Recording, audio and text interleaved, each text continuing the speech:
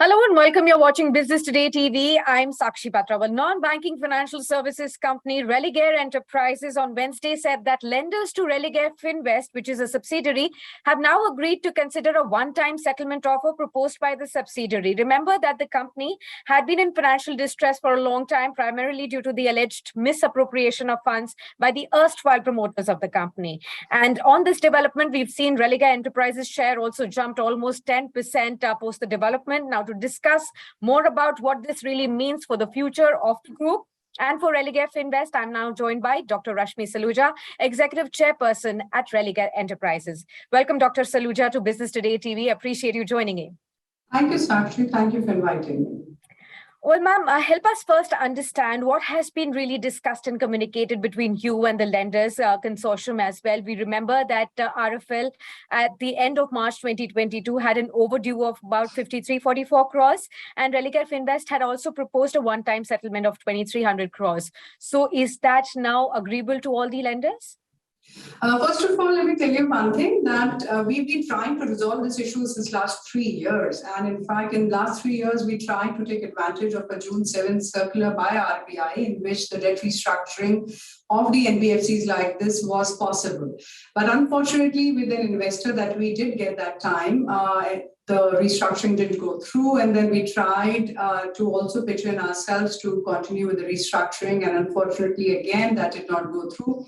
So the efforts have been there since last 3 years, and then finally we did think of doing a one-time settlement with the lenders, and they are 18 in number, and we gave a proposal, and of course that proposal was in a situation so that we can settle all our dues in a way which is quite amicably a win-win situation with the lenders as far as the company is concerned.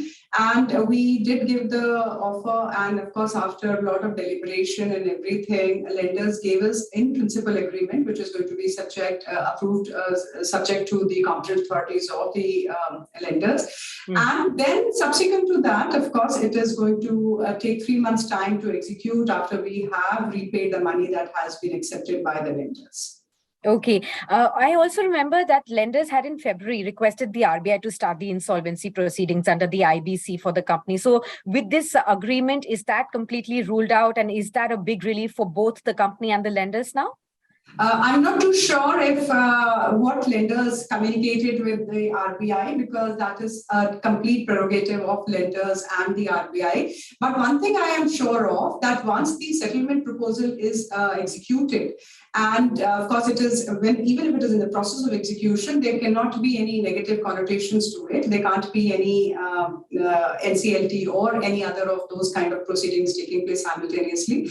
And if lenders are happy, and if they feel that the kind of monies that company is going to offer them is going to be an all right solution, they will stop all the other proceedings, if at all they are doing. So by when do you expect a clear communication on the other legacy issues as well?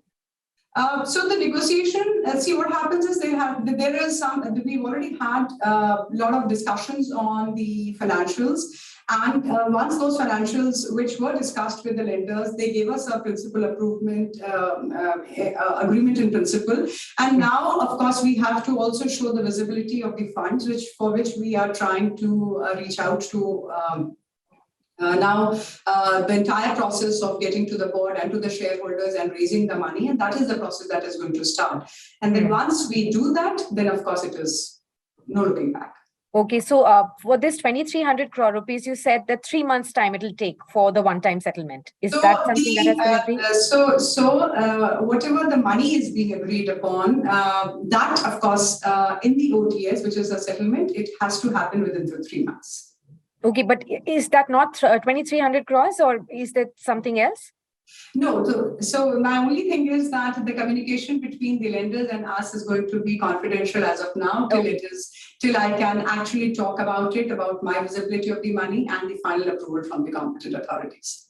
Okay, so what lies ahead for both RFL and the Religare Group now once the legacy issues are behind? What's going to be your focus area, and how do we talk about and look at the future growth prospects now?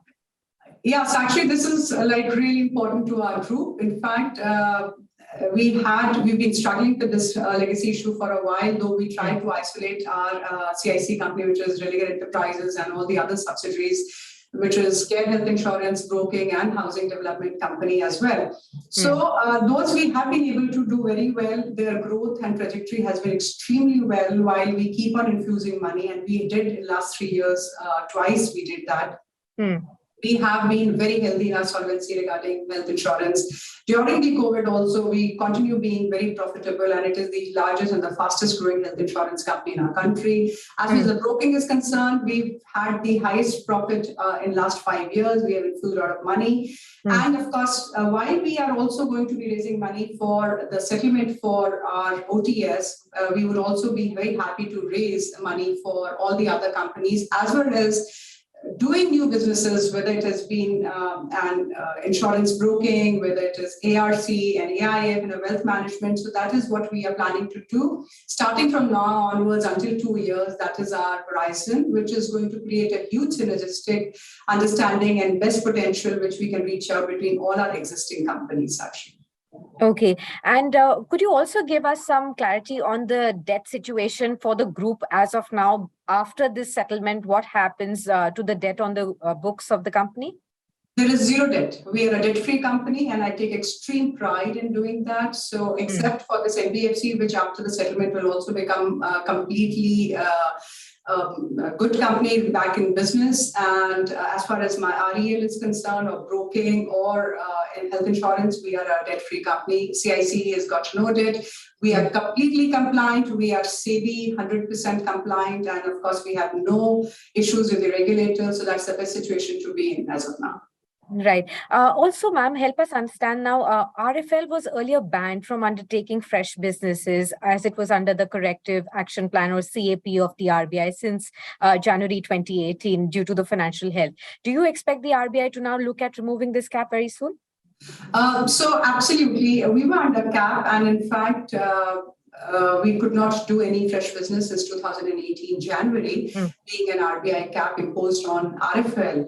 And to lift the ban, lift the cap, we have to follow the process in which the CRAR has to be adequate, and all the other ratios have to be met up with. So moment our settlement takes place, we are immediately going to be, it is going to be in fact completely pliable to all the ratios which are going to be positive. And subsequent to that, we will be writing to RBI, and I'm sure RBI is totally process driven, and of course they understand how things move. And yes, I'm very hopeful after this we will be business ready. Could you give us a timeline, or by when do you expect this to happen? I think so. By next quarter, we should be in a position to do it. Okay. How do you really plan to regain the confidence of your clients now that things are moving forward? You are leaving all the legacy issues behind, all the debt problems behind, and moving forward, looking at foraying into several areas that you just discussed. How are you planning to regain the confidence? I always say that there are 3 important pillars for any organization like ours. One is, of course, the regulators, and we, in all our different companies, we are governed by different regulators. We've got an RBI, we have got SEBI, then we have an IRDA for the insurance regulation, then we have NHB for the housing regulation. And then, of course, the second part of it is the shareholders. In fact, if it wasn't for the shareholders, their trust and faith in the company, we wouldn't be where we are. And of course, then is the board and the management. So if all the 3 pillars are satisfied and they feel the progress of the company is the way it should be, and it is fully compliant, and we are not under any scanner, we don't have any penalty, show cause notices, and we are doing our job pretty well. That is the first boost of, in fact, the strength that gives our shareholders, and only because of that reason, and they have also observed the journey very carefully and very closely, they are going to be infusing money. They have been waiting for all our resolutions to come through so that they can infuse more money, not only for this and for a lot of other activities that we are planning to do, which we have their strength with us. And the board is very vigilant. We have a very, very strong board, and which is controlling and guiding and giving all the visionary path to the management. And we are working well on that. Thank you. Okay. And in the end, I just wanted to ask you, say, over the next 2 or 3 odd years, what's the kind of vision for growth that you have for the entire group and for RFL? If you could share with us, if you have any internal targets in terms of, revenues, incomes right there, profitability, any core growth levers that you're focused on. You did talk about many new entries that you're going to be doing in digital wealth management, asset construction, the alternative investment funds as well. Could you give us some sense of what is going to be the growth lever going forward for achieving all those visions? Sure. In fact, first is, of course, we are going to go ahead and try and work out for the settlement, followed by cap removal. And then, of course, we have created a very strong business model for our NBFC and for our Housing Development Corporation. Housing is going to be focusing totally on the affordable housing segment, and that is where the strength of the country lies as well. And the ticket size is comfortable and strong, and which can be very well taken care of.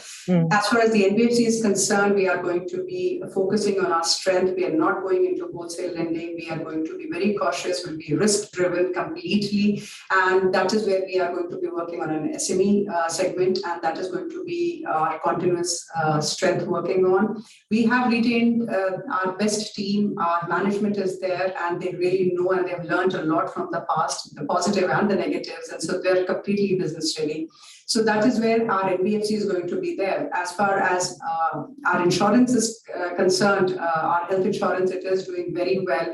We are going to also give this assurance to our regulators and to our clients that we are going to be, the solvency ratio we are going to be maintaining. We are going to be ensuring that all the claims are going to be very well taken care of. We are very sympathetic towards our clients, and we will never let it strive of its growth. So our parent company, that is Religare Enterprises, stand committed to put in money in health insurance and not deprive of its growth the way it is happening. And similarly for the broking, in fact, it is actually the fastest growing company that we have in our organization, which is doing extremely well. Again, we have started a digital solution under broking, which is being very profitable, and that is how we plan to do. And the new businesses are also going to create a lot of good synergies within the group and capitalize the strength of it. Okay, understood that. Thank you so much, Dr. Saluja, for speaking to us and sharing all these details about the developments on the RFL front and your future growth prospects from here on as well. Thanks a lot. It's been a pleasure speaking with you. Thank you, Sakshi. Thank you Thank you so much. If you like the video, do like, comment, share and subscribe.